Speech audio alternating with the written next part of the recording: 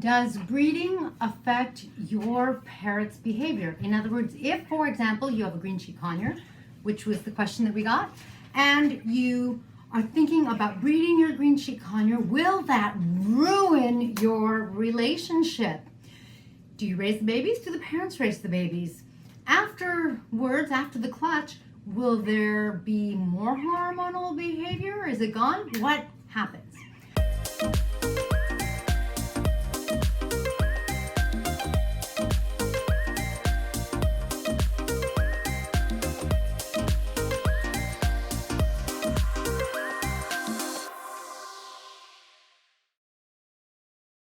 Hi, I'm Kaylin, the author of The Parrot Bliss Bond, also a novelist and the author of Cake by the Ocean.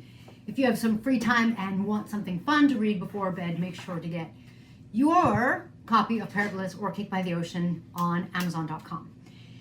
In this video, we've got my golden conure, who is not even old enough to breed, and we have my green cheek conure, Markle, over here, and this is Bonnie Rose. Markle has had 2 clutches, so I thought that she would be a perfect example because I want you to see that she is still hand tame. I want you to see that she is gorgeous. Just a little bit of showing her off. And that she still really wants to spend time with me, don't you, sweetie? Markle had her first clutch in the winter, so about 8 months ago.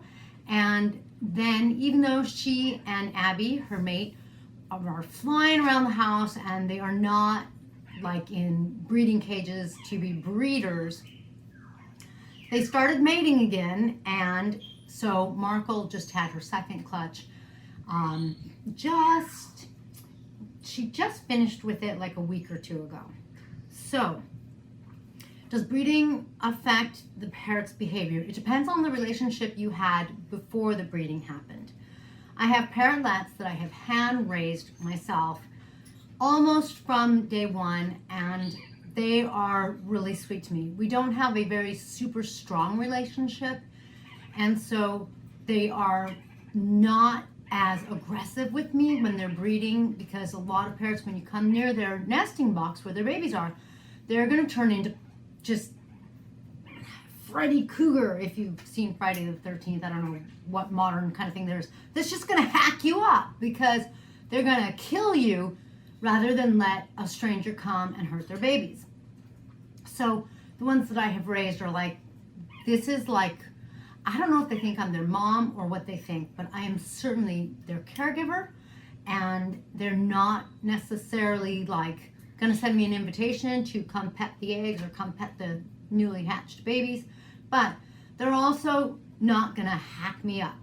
They're either going to tolerate me or totally just allow me to check on the babies. I talk to them, I tell them I'm checking on the babies, and then I let them go back to their thing and they're happy. So your relationship and how, I guess your relationship's really key, but frequency is also going to be really big. In other words, if your pet parrot breeds and just breeds and breeds, you're going to probably lose the connection. 100%, honestly, I don't think so, but it's just a matter of modes. I think the best way to think of it is modes. And another way of saying that is computer programs. We have computer programmers inside of us called hormones. Our hormones are going to dictate things, and they're going to dictate our behavior, which we know and we understand, and we know that the parrots are the same way. So if your parrot starts to breed and breed, they kind of get into more of that mode, and those hormones are kind of like more active. You could say that because they're breeding, they're going to breed more, like those hormones are sort of in that mode. And therefore, the way they're thinking and the way they're processing things and their mode is not necessarily pet relationship companionship. It then becomes more of a parent mode. On the other hand, if your conure, if your parrot, and I suppose I can only speak specifically to parrotlets and green cheek conures, although that's not true. My cockatiel, she's having her first clutch, and she's given me every indication that she and I are still just best buds. So, with those species, I can specifically say that if they have a clutch, you're still going to have a relationship. When they get hormonal again, it's up to you. You know, you either let them have a clutch again or you don't. But they're not necessarily at that point going to be more hormonal than they normally would be. That's just the seasonal hormones kind of thing, and it's up to you. I've heard people say both things. I've heard people say that once their green cheek conures are making clutches, that's it. They're no longer pets. I've heard people say, no, we let our green cheek conures do their thing. When they want to have babies, we just back off. We let them have their babies. When they're done, they go back to life with us. So I think that probably some of it depends not only on the individual parrot or parrots for the pair, but I think it also depends on how you relate with your parrot. So some of it's your side of the relationship and some of it's their side of the relationship. Now, for a little commercial for myself. If you haven't already gotten yourself a bottle of TINK'S must-have Parrot Relief, it is CBD in hemp oil. It is going to be the answer to your problems if you have a parrot who you feel is behaving a little too crazy. Like if you kind of feel like they're a little too angry or a little too screaming, if they are having some separation anxiety, if people come over to your house and your parrot goes crazy, it's because they don't like strangers, then the TINK'S Parrot Relief is going to help. The CBD helps just calm. I love that it is not gonna make them trip or anything like that. It is a natural answer. I don't like using drugs, which can be, you know, food, but it's extracted, it's changed. I love natural things that are gonna help restore balance. That's really important to me. And so I hope that if it's important to you and if you're having any problems with your parrot or you want to support their immune system, then I hope you get your bottle of TINK'S Parrot Relief on parrotbliss.com. Next, do I raise the babies or do I let the parents? The thing about parrots is that when a parrot lays an egg and when that egg hatches, that baby has no immune system. That means that when the parrots start to feed the baby, and so, sorry, let me back up. Therefore, you should keep everything super clean. Okay, so when the parent starts to feed the baby, the parent, when they eat some food and then regurgitate it to feed it to their baby, they are building their immune system. When you instead, which is extremely common with breeders, and I don't think it's good, bad, right, or wrong, with some parrots that are very rare, it's a really beneficial thing that we can incubate an egg, let it hatch, and that a human can tend to it from day one, because otherwise there would be no way of raising them, right? I mean, especially some parrots like the Sphinx macaw that are going extinct, these are a part of the programs that are bringing them back, or the scarlet macaws like in the Mayan Caribbean, in Mexico.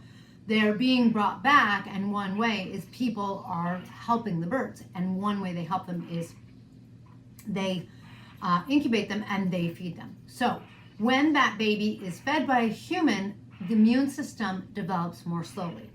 So much so that my mentor, Tony Silva, he actually has a building with two completely separate sides. The only way to go from one room to the other room, because it's like, you could say it's a duplex. So the only way to get from this room to this room is to go outside and go in the doors. So it's like two buildings in one kind of thing. And that is to keep absolutely separated the babies that are parent raised from the babies that are incubator hatched. And again, that's because the incubator hatched don't have as strong of an immune system, so you don't want cross-contamination. The ones that don't have that immune system, you want to make sure that they don't mix with any that have an immune system and might already have different germs, that kind of thing. So super important. For that reason, and also because, you know, parrotlets weigh 30 grams. That's very, very little. That's only a little bit over an ounce. When they're babies, they weigh like 3 grams. It's teeny tiny. I have weighed baby parrotlets at 3 grams.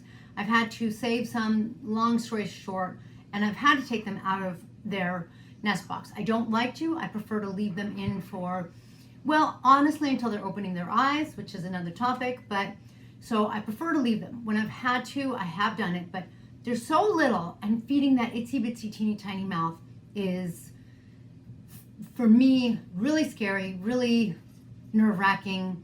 I have done it successfully. I do not invite those experiences. I'm like, your mom and your dad can take care of you. I'll take over when you open your eyes. It's very hard. So I would totally recommend that if your birds have babies, I would let them feed the babies for at least, typically it's like the first 2 to 3 weeks, and it depends on the bird, the species of the bird, but basically when they start to open their eyes. Now, one rule about that is you generally take 2, which means the first one opens its eyes because they don't hatch the same day. They'll hatch usually a day or 2 apart, and then you wait for the second one to open its eyes. So, or like, let's say you're waiting for 2 weeks or 3 weeks to go by, and often with conures they wait for 3 weeks to go by. Then that means that the older one is a little more than 3 weeks, and you take the 2 eldest for a couple of reasons. If you're going to raise them, you have to keep them warm. When you have 2 or more, they start to keep each other warm, but that is a huge factor. They do not self-generate heat. You have to make sure that they're really going to be warm enough. Another reason to just let mom and dad take care of them. When breeders take an incubator hatched parrot, one of the things they do is they change, and they have another incubator that is like a warm room to keep the baby warm. So it's just a huge, huge thing. You really have to keep them warm. So for that reason, I prefer to wait until their eyes are open, and then I'll take 2. Or if there's only 2 left in the nest box, I will try to take the 2 together. I don't like to leave one by itself, because then it's by itself. It's not going to be as warm, because mom and or dad, depending on the species, are going to leave the nest box and go into the cage and find food. Or sometimes they come out. For whatever reasons, I really prefer to see a baby parrot with a companion. It's better for their socialization. It's better for their development because they're warmer. And it also is better for things like when they are a little older and they're learning to eat. They see each other eat and they learn from each other. I can't think of one benefit to having one itty bitty baby parrot by themselves. So those are some things that you want to keep in mind. Now, it is really common for a first-time parent to abandon the eggs, not feed the babies. You can run into a lot of problems because the idea is when they're first-time parents, they don't know what they're doing, and therefore they don't do a good job. It's just common, and breeders say you kind of choose. You either let them figure it out, which may mean some babies don't make it, and that way they become better parents, or you pull the babies and you take over because they're gonna not make it, but then the parents may not become better parents. I am exceedingly fortunate. I actually, what happened? Did you abandon one of your eggs? Markle did abandon 2 of her, no, that was Duchess. Another green cheek conure, Duchess, abandoned 2 of her eggs. She abandoned her nest. I don't know why. It was the first time. Really strange. So I gave her eggs to my cockatiel, Luna. And Luna is taking care of the only green cheek conure that has hatched. So because the eggs weren't being kept warm, mom left the nest. So I think it's kind of a miracle that even one made it. So there's a lot to kind of watch and monitor. Another thing that I always do is I feed my parrots fresh vegetables every morning. When my parrots have babies, I feed them fresh vegetables about as often as I would feed the babies. And that means every 2 hours, every 3 hours, every 4 hours, depending on how old those babies are. Why? Because otherwise the parents don't have the soft food to support the baby. And what that means is that The pellets, which would kind of be great because they are full nutritional food, the pellets are too hard. They need to be softened, which is one reason why our parrots dunk their pellets. And it's not that there's anything wrong with those pellets. I'm not saying that that's bad. It's not that at all. But I am saying that the parents have too hard of a time feeding that to their babies. They cannot feed seeds to their babies that will impact the baby's crop, and the baby will die because then there's no crop motility, as they call it.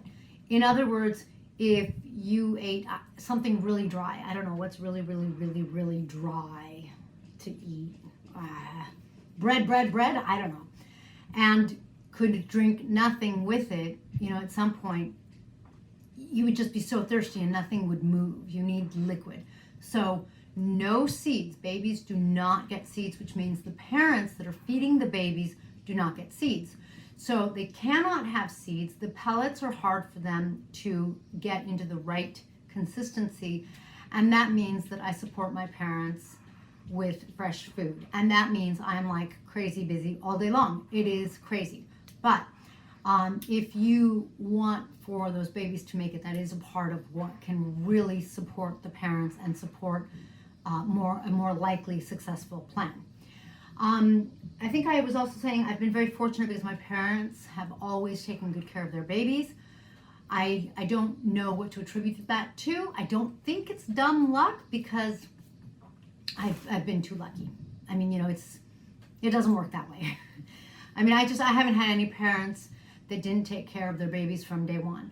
So and of course, if I had to guess, I would say it's just because I take good care of my parrots. I let them have some parrot nests. I make sure they have a good diet. And I think these things support their ability to go into that parent mode and do a good job and kind of turn it on when it's hormonal parent mode time and turn it off when we're done, kind of thing.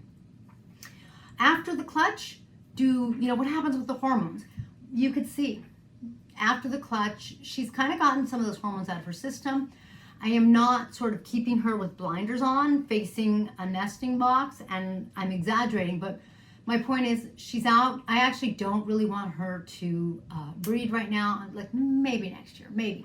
So I am right now trying to encourage her not to, but, and the reason is I just don't want to do babies right now. I have other things I want to do, and I just don't want to breed right now, but you could see that she's not being hormonal. She's not in a bad mood. Her hormones will come back at the right hormone time.